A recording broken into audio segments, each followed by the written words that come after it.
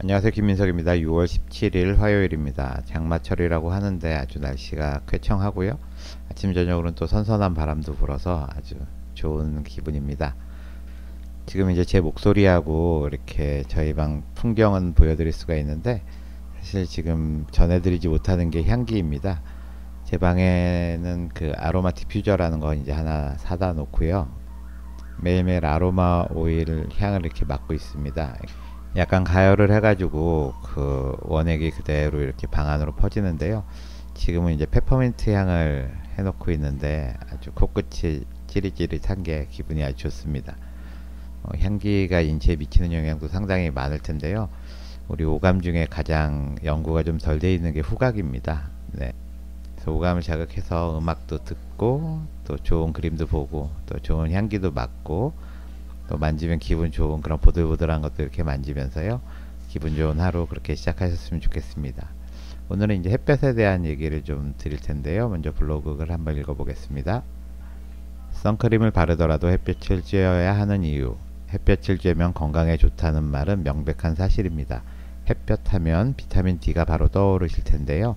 사실 햇빛이 우리 몸에 미치는 좋은 영향은 비타민 D 생성에 그치지 않습니다. 최근 발표된 면역학 연구에서는 햇빛이 피부에 닿는 순간부터 면역세포의 분자시계가 작동하며 면역세포의 살균력까지 조절한다는 사실이 밝혀졌습니다.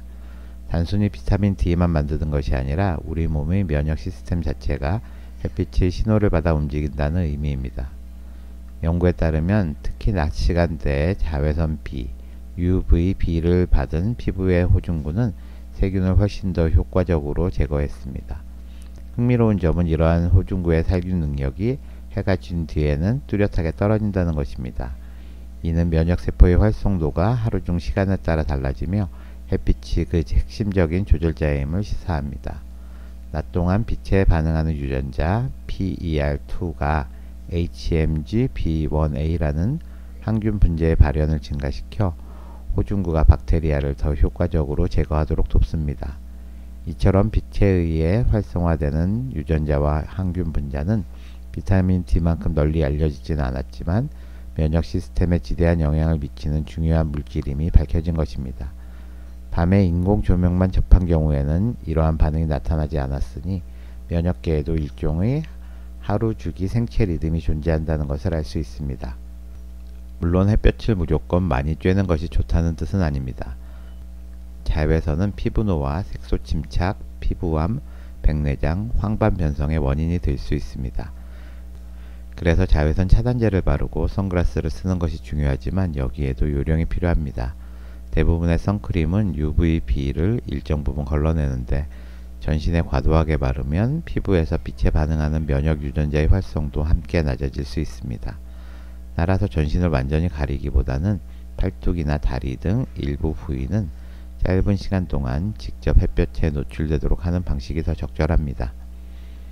결론적으로 햇빛은 단순히 비타민 D를 선물하는 것을 넘어 우리 몸의 복잡한 생체 시계에 정확한 신호를 보내는 정보원입니다. 적절한 시간대에 적당한 햇볕을 받는 일은 면역력을 조절하는 중요한 생리학적 자극이 될 수 있습니다. 선크림을 현명하게 사용하고 하루 중 면역 반응이 가장 활발한 시간에 햇볕을 쬐는다면 일상 속에서도 과학적으로 면역을 관리하고 건강을 지킬 수 있습니다. 매일 우리를 비추는 햇살은 단순한 빛이 아니라 면역의 리듬을 맞춰주는 중요한 신호인 것입니다. 저도 요즘에 이제 밖에 나갈 때는 선글라스도 끼고 이제 선크림도 바르고 그러고 있습니다. 얼굴만 너무 이렇게 까맣게 타는 것 같아가지고요. 선스틱 형태로 된 이제 선크림을 좀 바르고 나갔더니 예전보다는 약간 피부가 희어지는 그런 느낌입니다. 선크림을 잘 발라주는 것이 이제 다양한 피부 병변을 예방하는 좋은 방법이니까요. 얼굴에는 선크림 꼭 바르시고요. 또 선글라스도 꼭 끼시는 게 좋습니다. 하루 종일 선글라스는 밖에 나갈 때는 끼시는 게 좋은데 안과 병변 중에 굉장히 무서운 게 이제 백내장하고 황반 변성이거든요. 백내장은 이제 대부분 사람이 이제 걸리는 건데 가장 중요한 원인이 자외선이랍니다. 그래서 이제 안경을 안 쓰시는 분들이라도 꼭 선글라스를 챙겨가지고 끼시는 게 좋고요. 또 자외선이 깊게 들어가면 망막에 황반변성이라는 또 병의 원인이 될 수 있다 그러거든요.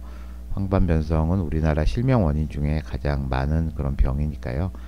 눈을 잘 보호해야 우리가 뭐 100살을 살건 150살을 살건 행복하게 살 수 있는 거니까 밖에 나가실 땐 꼭 선글라스 끼시고 이제 또 선크림도 바르시는 게 좋을 것 같습니다. 피부나 눈을 생각하면 자외선을 차단하는 게 좋은데 사실 자외선을 좀 받아야지 우리 몸에서 작동하는 것들이 있거든요. 대표적인 게 이제 비타민 D입니다.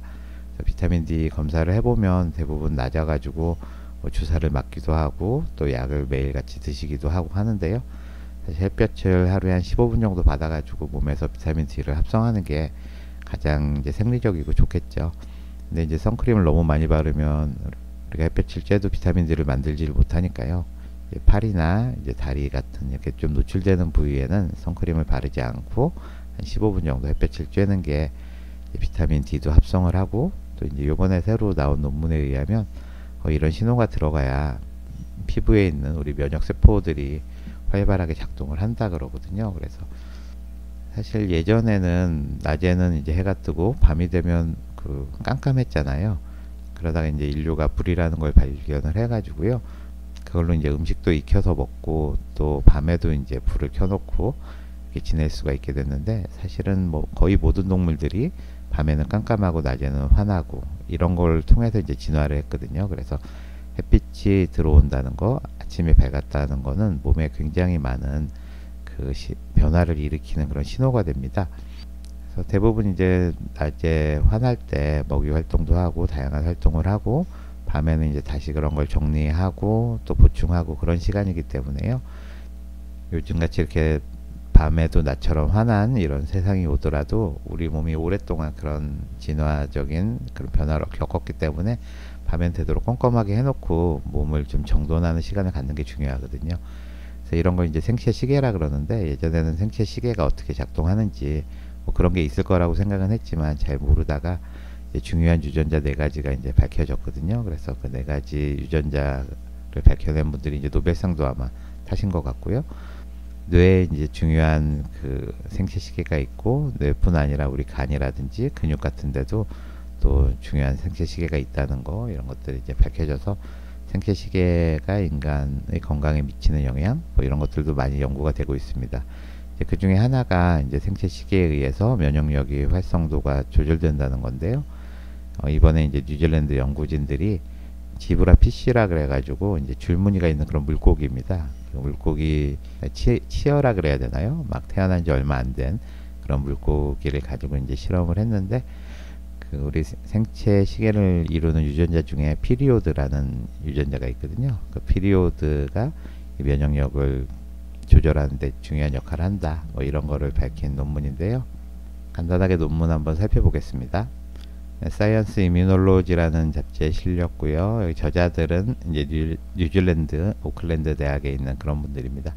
그래서 Light Regulated Circadian Timer Optimizes Neutrophil Bactericidal Activity to Boost Daytime Immunity 이렇게 되어 있는데요. 다 의학 용어긴 한데 Light Regulated라는 게 이제 빛에 의해 조절된다는 뜻이고요. 설카디안이라는 게 이제 하루의 그 주기를 말합니다. 그래서 우리가 설카디안 리듬이라 그래가지고 그 생체 시계의 일주기 리듬을 이제 설카디안 리듬이라 그러고요. 여기서 설카디안 타이머라고 했고 옵티마이즈라는 거는 최적화한다는 거죠. 뉴트로필이 이제 호중구라 그래서 이제 우리 몸에 있는 그 백혈구 중에 가장 그 숫자가 많은 군대로 치면 사병 같은 겁니다. 그래서 우리가 호중구라고도 하고 중성구라고도 하고요. 항암 주사 맞으시는 분들은 이 호중구 숫자가 이제 낮으면 항암을 못 맞거든요. 그래서 이 뉴트로필 카운트에 굉장히 민감하신데 아무튼 그런 백혈구고요. 이제 박테리는 박테리아를 말하는 거고요. 이제 사이달이라는 거는 죽이는 거거든요. 그래서 이거는 세균을 죽이는 살상 능력. 그래서 뉴트로필이 이제 세균을 죽이거든요. 그 뉴트로필의 세균 살상 능력을 최적화해 준다는 거고요. 그래서 부스트는 이제 높여준다는 거고 데이타임은 낮 시간이죠. 이뮤니티는 면역력. 그래서 네, 이 그림이 이제 가장 중요한 그림이라고 볼 수 있는데요. 여기 보시면 하늘색으로 되어 있는 WT가 이제 와일드 타입입니다. 그래서 80마리를 그렇게 했다는 거고요. 빨강색으로 PER2, NZ90 되어 있는 거는 이제 PER2라는 그런 우리 생체 시계를 조절하는 유전자를 돌연변이를 만들어서 완전히 없앤 거를 말합니다. 그래서 이 그 지브라 PC는 이제 PER2가 안 나오는 거죠. 여기는 HPF라는 거는 이제 지브라 PC가 태어나서 몇 시간이 됐는지입니다. 그래서 이건 48시간, 52시간, 56시간, 72시간. 이틀이고 이제 3일이죠. 이제 그 사이에 PER이라는 유전자가 이렇게 올라갔다 내려갔다 하는데, 이걸 완전히 돌연변이를 시켜놓으면은 48시간부터 72시간까지 뭐 변화가 크게 없죠. 이 밑에 있는 거는 이게 0, 4, 8, 12, 16, 20, 24 이렇게 돼 있죠. 그래서 이게 생체 시계에 따른 시간을 말하는 건데요. 48시간부터 한 13시간 정도는 이게 데이타임이고요. 그 다음에 이제 불을 꺼서 여기는 밤으로 만들어주는 그 이제 생체 시계 타임을 말하는 겁니다. 그래서 B번은 실험 디자인인데요. LD라는 거는 낮, 밤, 낮, 밤, 이렇게 낮, 밤 이렇게 교대로 이렇게 했다는 거고요. LL은 계속 불을 켜서 낮으로 이렇게 그 시간을 유도를 한 거고, DL이라는 거는 낮과 밤을 바꿔놓은 거죠. 낮 시간에는 밤으로 하고 밤낮, 밤낮, 밤낮. DD는 다 깜깜하게 이렇게 해놓은 거를 이제 DD라고 했습니다. 그리고 나서 이제 48시간이 조금 지난 50시간쯤에 살모넬라균을 집어넣어서 감염을 시킨 겁니다. 그리고 나서 이제 생존율을 본 건데요. 첫 번째 이렇게 낮밤, 낮밤, 낮밤 이렇게 했을 때 보시면 이제 그 피리어드 2가 살아있는 경우에는 이제 한 50% 정도 생존율이 있는데, PER2가 없어진 그런 돌연변이에서는 생존율이 훅 떨어지죠. 한 25%까지 떨어지고, 이거는 이제 LL 계속 낮으로 유지해도 결국 이렇게 LD하고 똑같은 그런 패턴을 보이는데, 이제 DL이라든지 DD 계속 밤으로 만들었거나 또는 낮과 밤을 이렇게 바꿔서 작동을 했더니 이게 PER2가 있거나 없거나 간에 이렇게 생존율이 25%로 똑 떨어진다는 것을 알 수가 있습니다. 이 말은 뭐냐면, 이 낮 시간에 이제 균을 주입을 해야 그 균을 죽여가지고 지브라 PC가 살 수 있다 그런 뜻이고, 밤에는 이렇게 주입을 하면 백혈구가 잘 활동을 못해서 이렇게 다 죽는다 이제 그런 뜻이고요.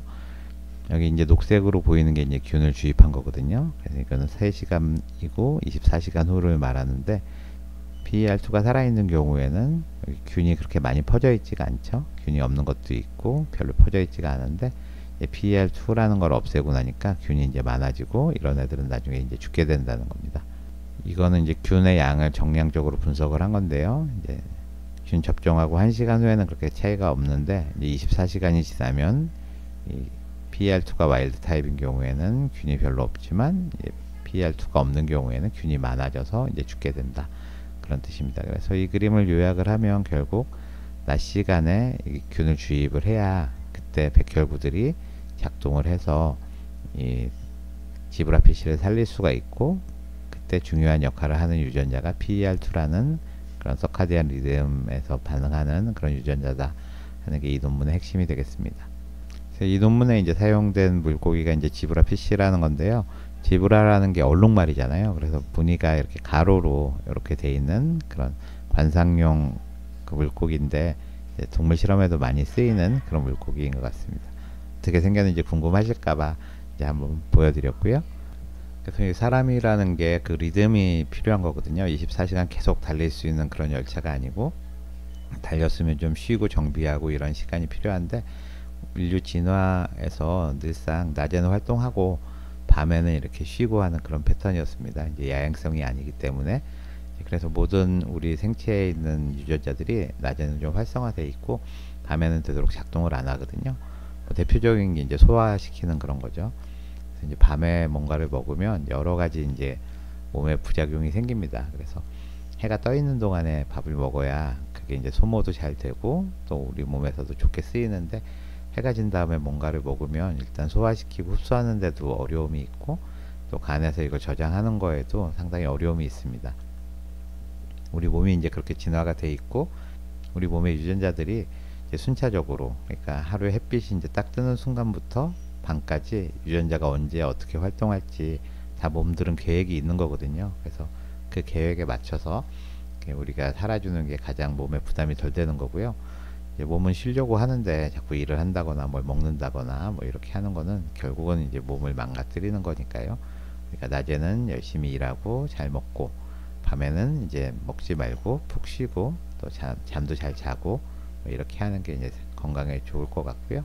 뭐 면역력도 역시 몸의 중요한 활동 중에 하나거든요. 주로 이제 낮에 면역력이 강하게 그렇게 작동을 하니까 낮에 이제 맨날 이렇게 사무실 안에만 갇혀 있고 밖에 이제 눈이 오는지 비가 오는지 맑은지 흐린지 이렇게 그런 걸 모르고 지내시는 분들도 많을 텐데요. 우리 몸의 면역을 생각한다면 이제 점심 먹는 시간에라도 잠깐 밖에 나가서 점심을 드시거나 안 드시거나 햇볕을 한 15분 정도 쬐주시고 가볍게 산책도 하시고 이러면 좋을 것 같습니다. 그럼 건강한 모습으로 저는 내일 뵙겠습니다. 감사합니다.